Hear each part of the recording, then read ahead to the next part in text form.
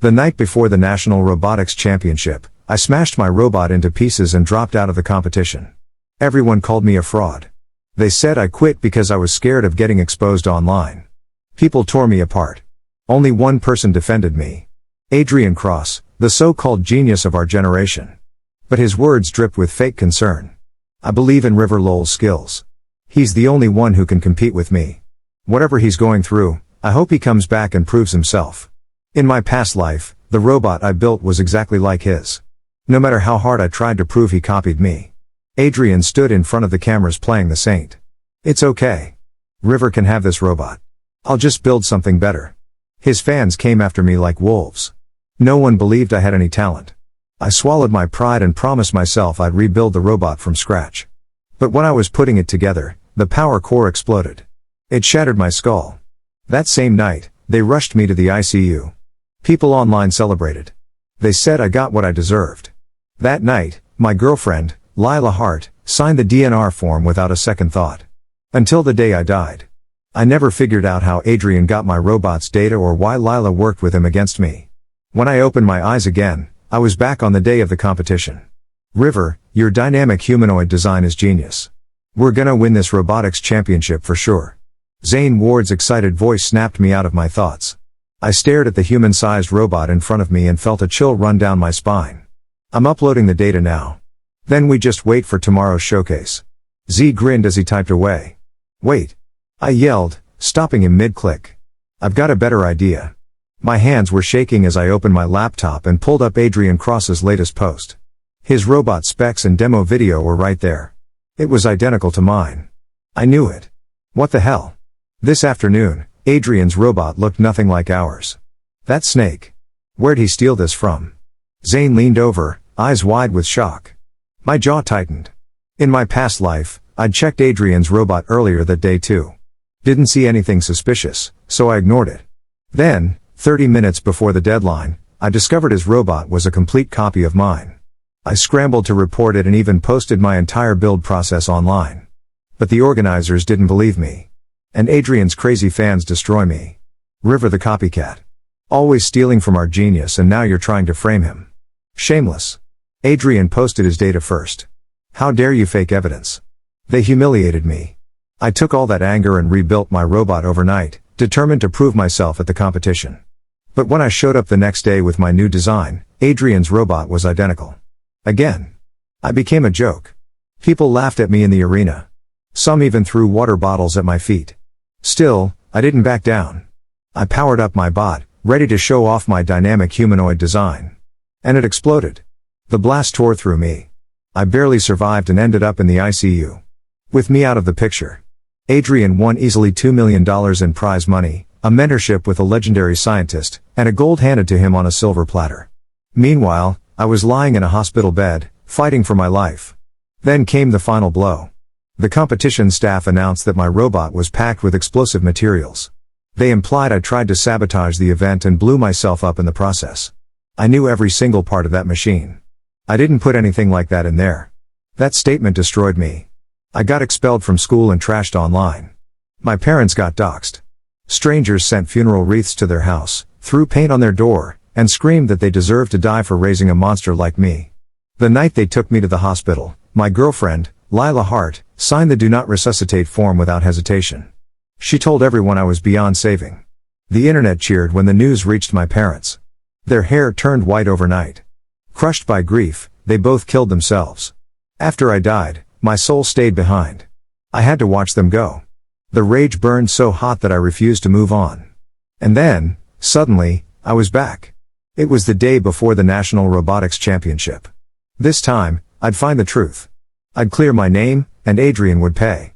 River, we still have time to rebuild. Zane said, his jaw clenched tight. This competition isn't just about the $2 million. The winner gets mentored by a scientific legend. We can't give up. I'll handle the rebuild myself. You keep pushing the organizers, I said, taking a deep breath. This time, I wasn't trusting anyone. Not even Zane, my best friend in my last life. Laya was with me during the rebuild, playing the perfect, supportive girlfriend. But after I died, I saw her hanging on Adrien's arm like they'd always been together. I didn't need to guess. She leaked my robot's data to him. But Lila didn't understand programming or mechanics. Even if she gave him my files, she couldn't have accessed the most important part, the core operating program. As for Adrien, we'd been rivals since freshman year. We hated each other. People called me his shadow, accused me of copying him, when really, he somehow released my ideas before I could. We didn't even walk the same campus paths. There's no way he'd seen my robot in person. So how the hell did his core program match mine exactly? Even with this second chance, I still didn't have the answer. Thinking about Lila made my chest hurt. We grew up together, childhood sweethearts, planning to get married. But at the most critical moment of my life, she pushed me off a cliff. I caught myself spiraling and slapped my own cheek. Hard. Focus. Right now, the only thing that mattered was upgrading the bot. I worked fast, tearing down panels and rewriting code. When I first designed this machine, I'd imagined a way more advanced version, but it was unstable. I went with a safer program to keep things consistent. I'd always had a gift for mechanics and programming. I was confident the conservative version could win. Now there was no holding back. I had to go all in. An hour later, I stood over the upgraded robot and finally breathed. This rebuild was mine alone. No witnesses, no leaks. Unless Adrien Cross was some kind of god, there's no way he could know my new specs. I wiped the sweat off my forehead and turned to my laptop to submit the updated data to the organizers. Suddenly, Zane burst through the door. Bro, Adrien just updated his robot's data. You need to see this. My stomach dropped. I grabbed the laptop and hit play on his latest demo. No. No way. On screen, Adrien's robot moved with the exact same precision, the exact same smoothness as my freshly upgraded build. I stared at the comments flooding his page, fans falling all over them. Praise him. My face went pale. Then I saw his latest social media post. I thought my first generation design could win, but in a competition like this, there's always someone better. So I decided to upgrade. It's not perfectly stable, but if I can get guidance from one of the legends during the event, it'll be worth it. Sweat rolled down my face. The heart of this upgrade, the program that made its movements come alive, was something I'd written from obsession day and night. It was a creation I guarded like gold. No one else should have even known it existed. Could Adrien Cross have hired a top hacker to monitor everything I did online? The thought stuck in my mind like a thorn river. What do we do now? The internet's full of people trashing you, Zane said, panic in his voice. I stared at my phone, reading the flood of comments from Adrien's crazy fans. TSK, the copycat can't steal anymore, huh? You've been leeching off our genius for years, but he'll always be ahead of you. You're just a rat in the dark. Their arrogance burned me. I took a deep breath. It's fine. I have another robot. I'll use that one to compete. I was ready to lock myself away again when my phone lit up. Lila was calling. I'd told her clearly not to contact me before the championship. I stared at the screen coldly, locked her number without hesitation, and turned to Zane. He's not gonna guess this one. There's no way Adrien will think of an animal model bot with a do-or-die attitude. I headed back. First thing I did was cut the internet connection completely. No hacker would be able to watch me this time. I carefully wheeled out a different project. An animal model robot with capabilities way beyond the humanoid one. This one was designed to handle the most complex terrain imaginable. As a half-finished prototype. I'd never mentioned it to anyone. 3 hours later, assembly was done and the code was fully tested. I stood silently in front of the spider-shaped machine, emotions churning. 5 years of work. Its most unique feature. It could shift into 18 different forms to adapt to any environment. There's no way Adrien could know about this. I exhaled slowly and started uploading the data. Then my laptop froze mid-process. The spinning circle sent a chill down my spine. When the upload finally finished, I rushed to check Adrien's latest data. My gut dropped. His robot had changed to a spider model exactly like mine. Every parameter matched down to the last detail. His upload time 1 minute before mine. Too many humanoid bots in the competition this year, his post read. I've decided to use this spider bot instead. If you guys like it, I'll even send you model kits. I swept everything off my desk with a violent crash. How? Why? My eyes burned, barely holding it together. Zane burst in at the sound. One look at the spider bot and he understood. Could the organizers be helping him cheat? Feeding him your data? He asked. Nothing else made sense. I stood frozen, shadows pulling around me. Only 2 hours left before the deadline. I couldn't build another bot in that time. I'm calling the organizers. Jaw tight, I pulled out my phone and saw that Lila had called me over 100 times. After realizing she was blocked, she'd used someone else's phone to send me 2 texts. River, I love you. My love for youth is like your shadow. When you're here, I'm here. When you're gone, I vanish. Something flickered in my mind, a connection I couldn't quite catch. I shook my head, pushed it aside, and called the organizers. I laid out my accusations in detail. The organizer's voice was cold and bureaucratic. River lol, this year's National Robotics Championship is led by the National Institute of Robotics and founded by 2 academicians themselves, he said. This competition involves universities from across the country. There's absolutely no way we'd open the back door for one student especially. His tone turned into a smirk.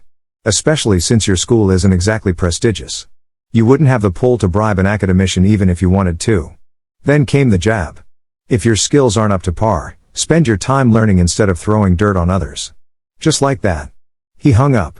No matter how hard I tried, they wouldn't listen. River, it's getting worse online, Zane said, his face pale as he handed me his phone. The screen was filled with hate from Adrien's fans.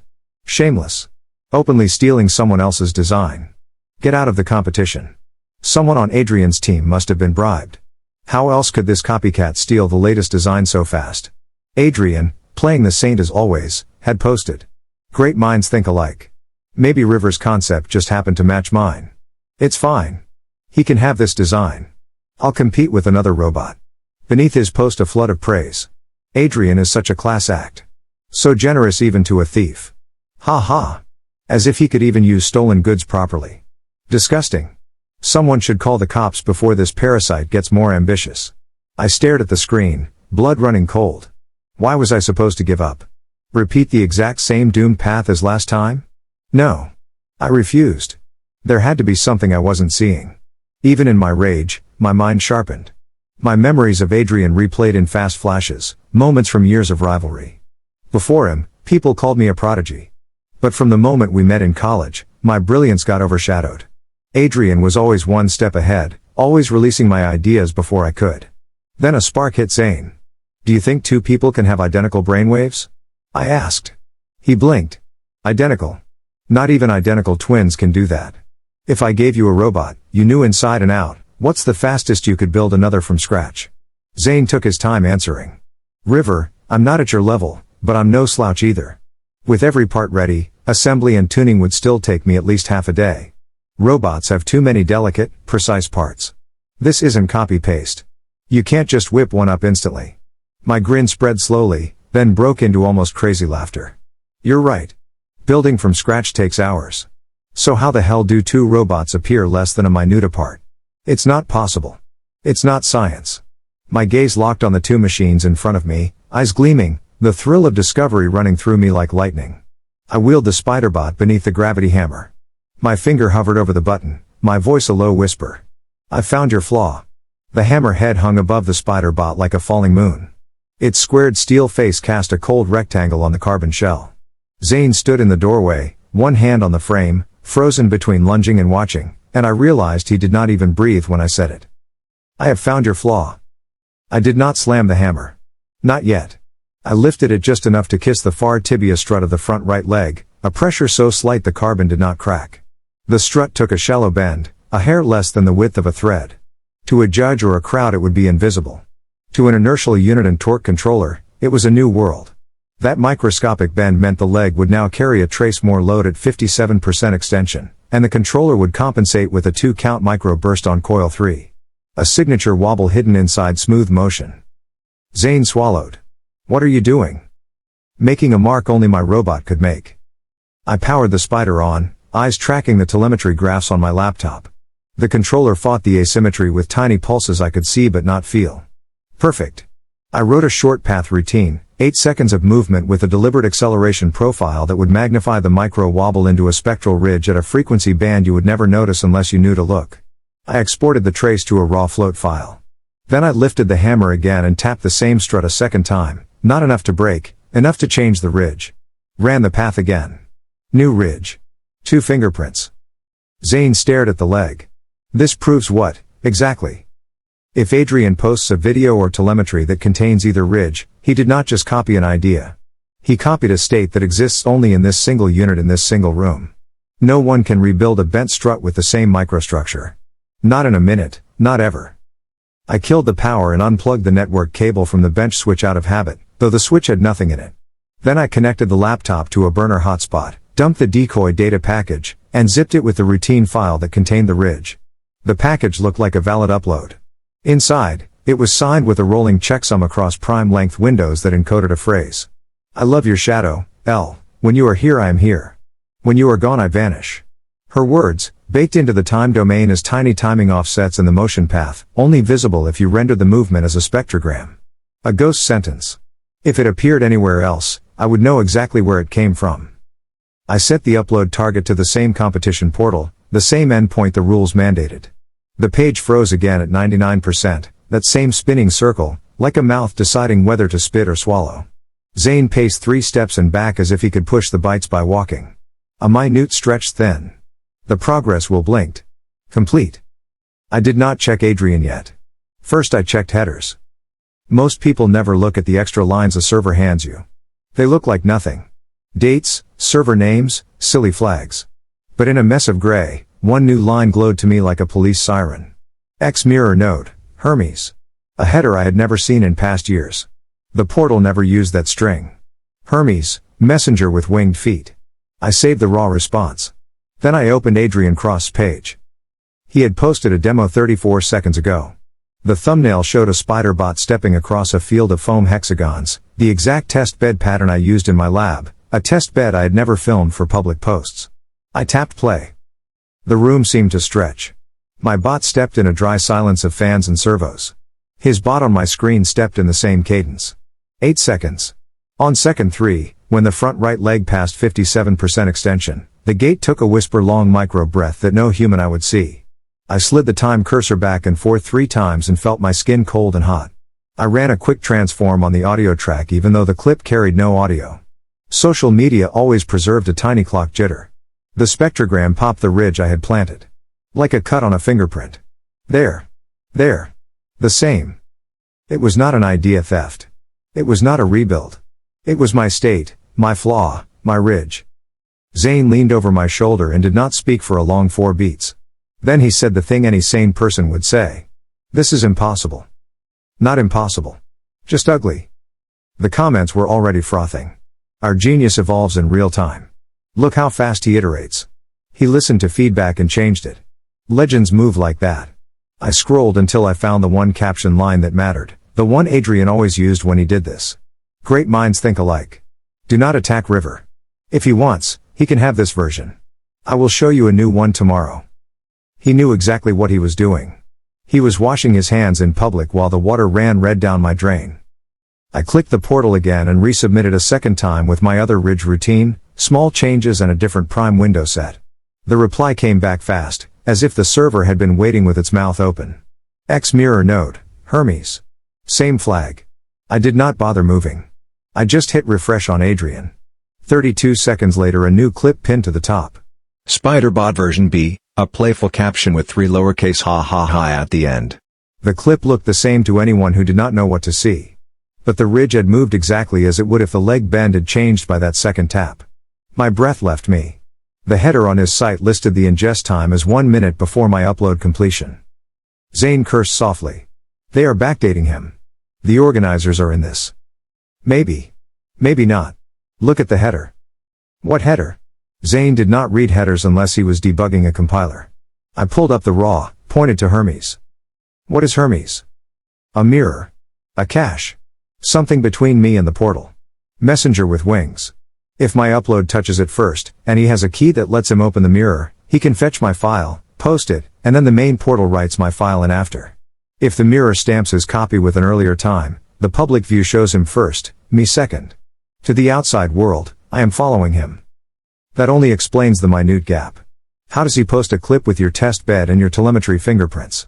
Did they put a camera on you? You cut the internet. I did cut the internet. But a mirror in the path means my data did not need to leave my machine for him to act.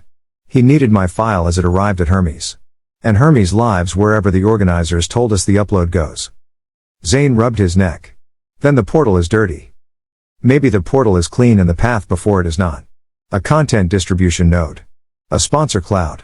The Institute partners. I remember the sponsor banner, A list of logos we were supposed to thank.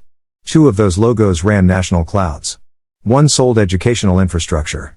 1 sold robotics education kits. I thought of a ribbon-cutting ceremony I had ignored in my past life, photos of professors smiling under a banner that said something about digital innovation.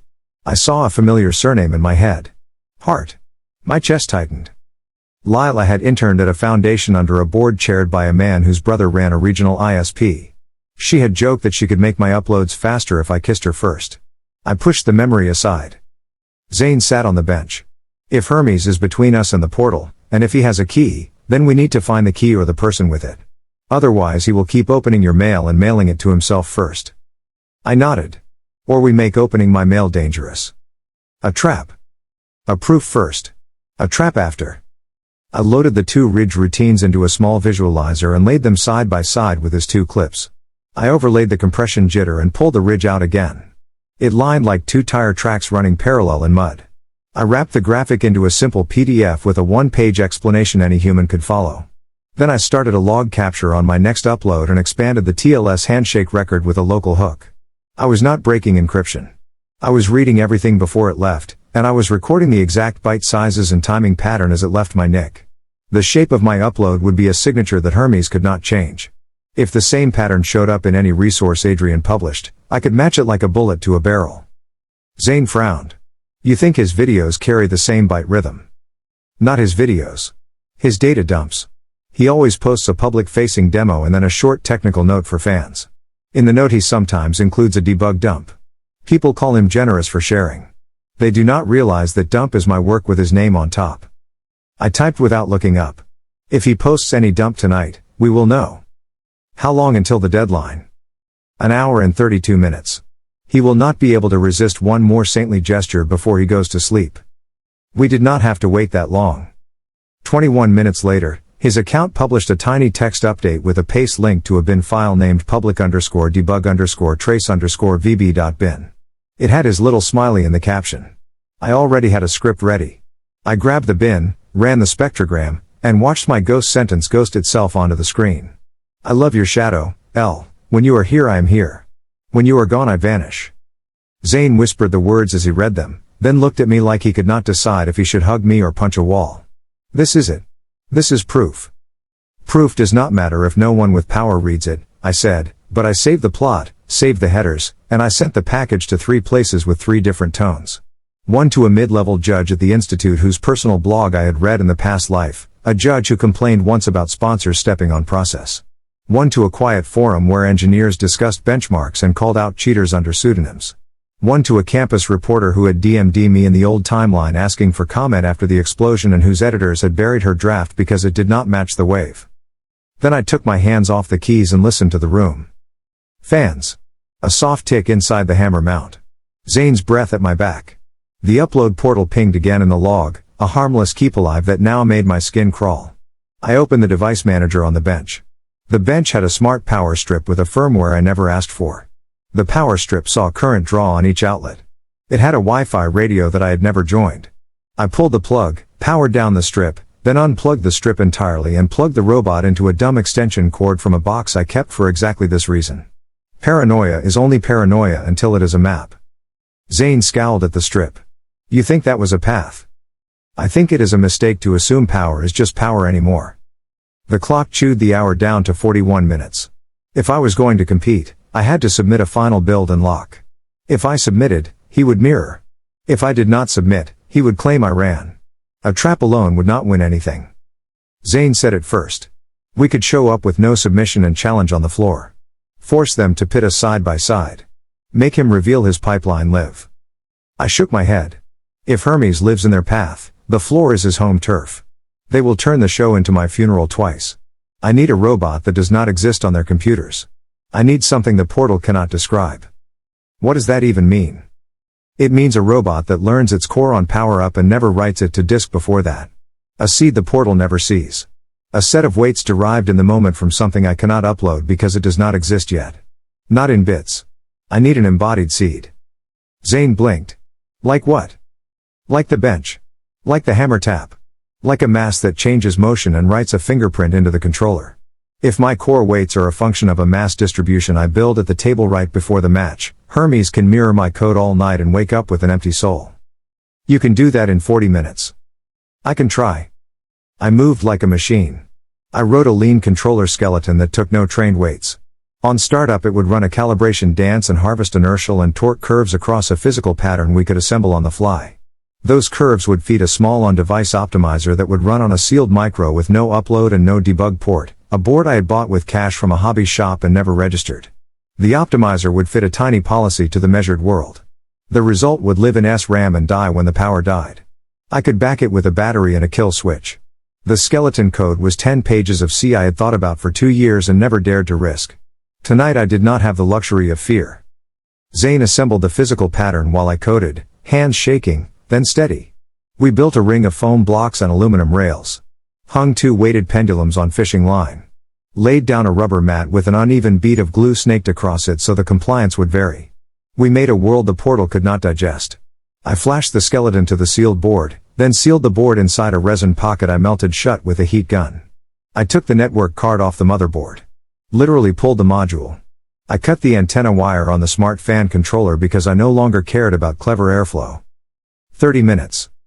We powered the spider and ran the dance. The spider stepped through a slow circle, probed each leg range, pulsed, listened, measured, and a curve filled my screen. The ridge pattern sang in a new register. The optimizer kicked in and printed a convergence line that lifted like a heartbeat. I told it once. Never write to disk. Only to RAM. Never emit weights. Only emit trajectory in sparse form and then forget. It listened because it was a machine. Machines have the mercy of obedience. I did not upload a new build to the portal. I uploaded the same skeleton again, a file that would look old and boring. Hermes could prance with it. Without the physical seed, Adrien would end up holding a silent shrine. Zane exhaled. If this works, he will bring a dead spider to the floor. If he is arrogant enough to assume his key beats physics, yes. If he is careful, he will stick to his previous model and try to bury us with crowd and sponsor pressure. Either way, we do not die without a fight. My phone buzzed. A new mail. The campus reporter had replied in under 10 minutes. I cannot publish on the main site without an editor, she wrote. But I can schedule a newsletter to my list in the morning with analysis and assets. Also, I know someone at a local station who hates sponsor pressure. Can I share your packet with him under embargo until the doors open? Do it, I typed. Share everything. If they threaten you, forward the threats to me. I will publish those too. Another mail slid in. The institute judge answered with 2 sentences. I have suspected sponsor interference but never had technical proof. Meet me at Service Corridor B at 6 a.m. Do not bring your phone. Bring the original files on a sealed stick. Zane looked at me. We are walking into a trap. Maybe. But if we do not walk, we are already inside it. The third channel, the anonymous forum, bloomed in replies. A well-known handle with a history of catching fake benchmark scores ran my spectrogram and posted a public thread titled The Saint and the Shadow, with my plots and a plain explanation that made it impossible to call it an accident. The thread began to lift. Someone added an old clip of Adrien saying he did not care about credit, he just wanted progress to move faster. The forum loved receipts. For once, the receipts were mine. I powered the spider down and covered it with a thick moving blanket. Then I took the bent leg off. Zane looked shocked. What are you doing? Taking off the fingerprint now that I have used it. Tomorrow I do not want to carry a visible wound to the floor. He does not get to reverse engineer my mistake. You are going to reassemble in the morning. Yes. With the ring and the pendulums and the snake glue mat. 10 minutes to warm, 5 to fit, and we walk. Zane nodded, then sat back and put both hands on his face. For a long minute he did not say anything. When he dropped his hands, he looked older by a year. River. We need to talk about Lila. I kept my eyes on the leg joint. There is nothing left to talk about. I am not asking about your heart. I am asking about access. In our first life, after you were in the hospital, after the statements and the explosion accusations, she turned up everywhere the organizers were. Press area. Stage side. There was a photo of her with a badge she should not have had. She does not code, but she knows people. If Hermes is a sponsor node, and if a sponsor family friend greases access, it would explain the key. I tightened a torque screw until the wrench clicked. It would explain how Adrien can pretend to be a saint and keep his hands clean.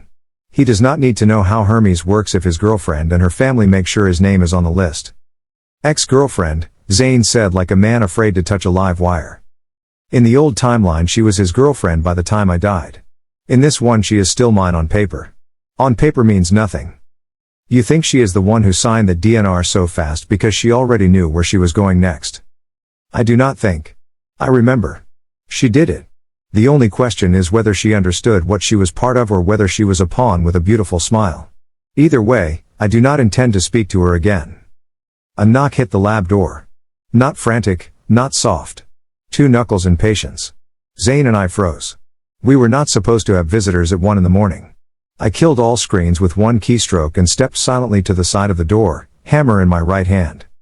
Who is it? Zane asked, trying for casual and landing it strained. It is me, a voice said. The shape of the vowels crawled up my spine. Lila. Zane looked at me.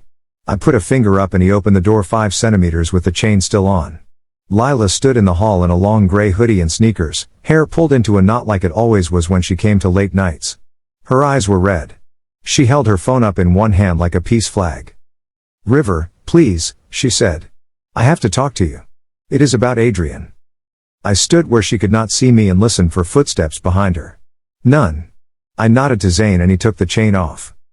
Lila stepped in and stopped 2 paces inside, like the room itself hurt. She looked at the blanket on the table, at the stripped leg on the bench, at the hammer in my hand. Her eyes flicked to my face and stuck. You blocked me, she said. I deserve that. But you cannot go tomorrow without hearing what I have to say. Say it. She swallowed. The word Hermes is going to come up. It is a sponsor system. It sits in front of the portal to accelerate uploads and to do redundancy. I heard them talk about it. There is a key. They gave one to Adrien 2 months ago. I did not blink. Who gave it to him? She flinched. The Foundation brokered it. They said it would help him test load. They said a cache would help demos. They said a lot of words. My aunt set the meeting. I was there. Why are you telling me? Because I did not understand what it meant until today. I did not think it would hurt you. I did not think he would use it to take from you. I came to tell you not to upload anything tonight. And I came to give you this. She held out a small metal key on a black fob. It looked like nothing. Zane moved first, but I caught his wrist. I walked over and took the fob with a paper towel like it might bite. On the side in micro print, a line of letters and numbers. A MAC address block from a vendor used for secure dongles. A cheap little god. How do I know this is not a second trap? You do not, she said. But I am done pretending. My family will cut me off for this. Adrien will bury me socially. I cannot watch you die a second time. The breath left my lungs. She did not know about the first life. She only knew the feeling, the way a future can break before it arrives. Zane looked at me. We can clone it. Or at least sniff it. If we can see what it asks Hermes for, we can prove the route and the names behind it. We can pin it to log lines. We can show everyone. The judge wanted me at 6 a.m. in Service Corridor B. Hermes lived somewhere with humming racks and sponsor badges. The fob felt heavy for its size. It was a reliquary for stolen futures. I set the fob on the bench and slid it under the lip out of sight. I looked at Lila. You signed a DNR for me without blinking, I said. You stood next to him for the cameras while my parents answered the door to wreaths and paint. If you think a fob and a pretty speech zero that out, you do not know what numbers are. But if what you brought helps me end this, I will not make you watch the ending from the front row. She took a breath that looked like pain. I deserve worse, she said. I know that now. Then she left. No drama. No sobs. Sneakers down the hall. Zane locked the door and leaned his head on it. Do we use it? He asked. We look at it, I said. We do not use it to do what he did. We use it to show what he did. We set up a sacrificial laptop with no radios and no disks we cared about, booted a live system, and plugged the fob in through a cheap hub that could cut power with a switch. The fob enumerated as a composite device, a tiny storage volume with an installer and a smart card with a challenge response. We did not run the installer. We read the strings off the storage volume and found a readme that said Hermes Dev Cache Access in plain letters. Inside, a config pointed to a host in a sponsor netblock that mapped to a corridor in the arena building. Service Corridor B. I looked at the clock. 2:15. If we slept now, we would sleep through the morning and wake in a world that hated us. If we went, we could die in a hallway. The past life tightrope trembled under my feet. Anger pressed like a second heart in my throat. I packed the sealed stick with the logs and the plots. I packed a printed copy because paper still scares cowards. I put the fob in a foil wrap and dropped it into a small tin. I left the spider leg off so no one could roll the machine out without me. Then I killed the lights and we walked out the back door with our bags and a cheap thermos of bitter coffee. Zane swore he would never drink again and then drank anyway. The city at 2:30 was a half-asleep animal. Sodium lamps painted the sidewalks bone and honey. The arena crouched on the edge of campus like a ship. Sponsor banners hung in the night like flags on a conquered wall. We slipped through a vendor gate with a badge Zane had from a part-time job last year still taped and faded. The guard was asleep in a chair, or pretended to be. Service Corridor B was a concrete spine with painted stripes and numbered doors. It smelled like dust, coolant, and the ghosts of 1,000 shows. At 5:53, the judge appeared in a blue windbreaker he had probably slept in. He had a face that looked like he wanted to shout at someone and had decided to wait until he knew the right noun. He nodded at me. "You must be Lowell. You look like your emails." Not a compliment. He held out a hand. I gave him the stick and the paper. He read the paper first. His eyebrows went up and stayed there. Then he slotted the stick into a small tablet he had brought and scrolled through the plots. He whispered Hermes the way a priest whispers a heresy. "Come," he said. He led us through a door that required his card and a code. Beyond it, a room of racks hummed in the cold. A sponsor logo glowed on a glass wall. On the end rack, a small device with a fan and a row of LEDs sat labeled Hermes Mirror Edge. A single USB port on the front wore a plastic cover like a toy porthole. The judge pointed. "I cannot legally open sponsor equipment without a cause. Your logs are cause." "I will make a call," he said, but he did not move.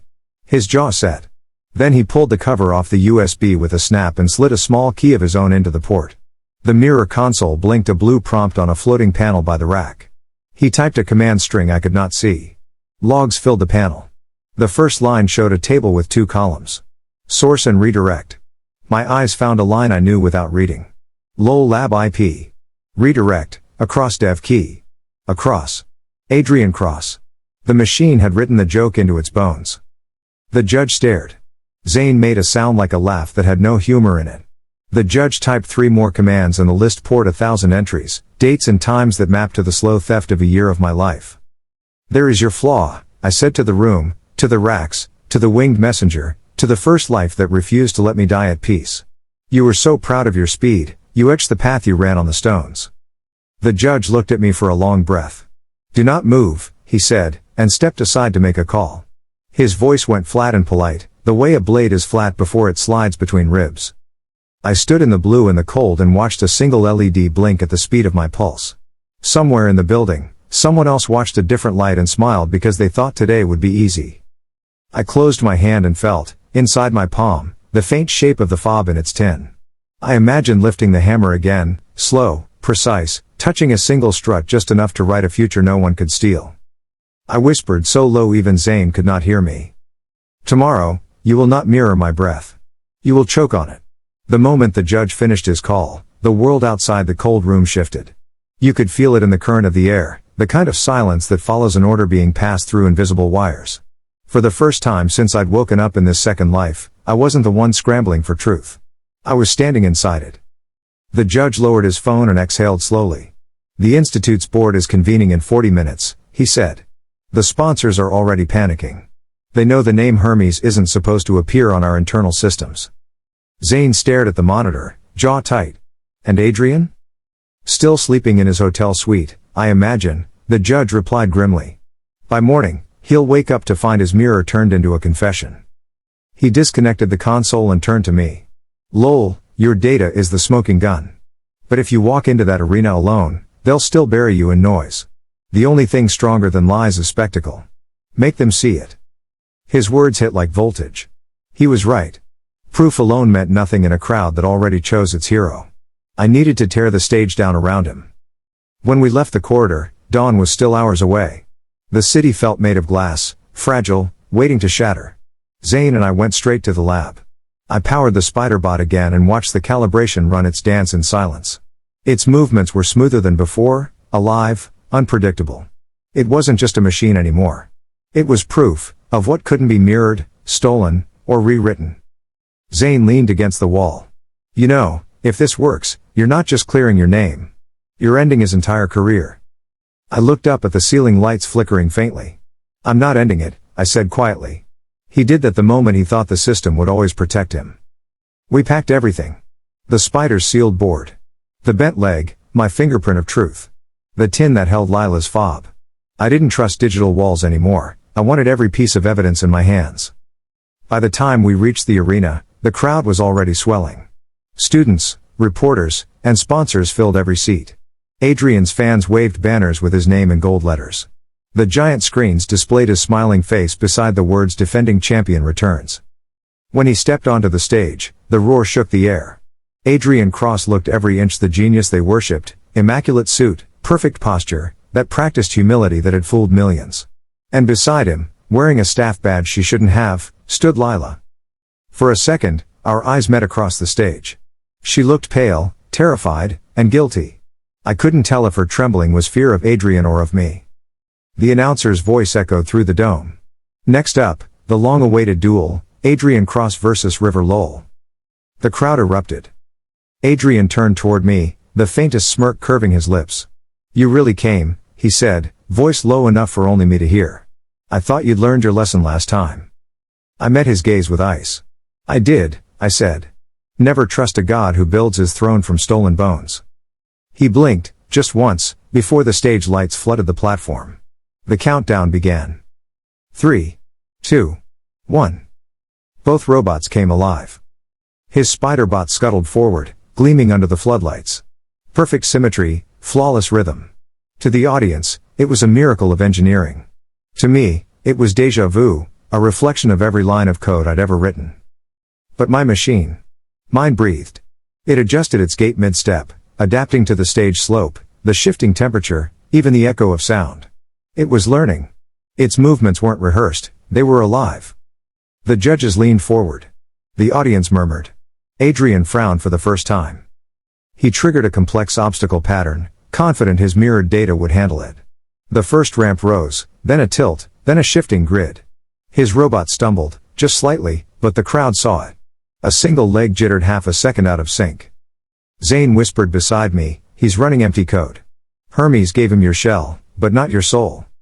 I smiled faintly. Exactly. Adrien clenched his jaw and overrode the safety limits. His bot lurched forward, trying to recover, but the imbalance grew worse. He didn't understand, the system he stole couldn't correct without the physical calibration seed. The moment he forced control, the feedback loop spiraled. Sparks erupted from his machine. The crowd gasped. I stepped forward. Stop the run, I shouted. He's about to overload the core. But Adrien didn't stop. Panic flickered in his eyes as his creation convulsed, legs locking, core trembling from inside. Then, boom. A burst of light and smoke filled the arena. Security rushed forward. The audience screamed. I shielded my face from debris as the sound echoed against the dome. When the haze cleared, Adrien's spiderbot lay on its side, smoking. The announcer's voice wavered, uncertain. We have an incident. Please remain calm. The judges conferred in a storm of whispers. Cameras zoomed in, trying to catch every detail. Then, over the speakers, a distorted voice crackled. Someone had hijacked the feed. The screens behind us flickered, replacing the scoreboard with a live terminal log.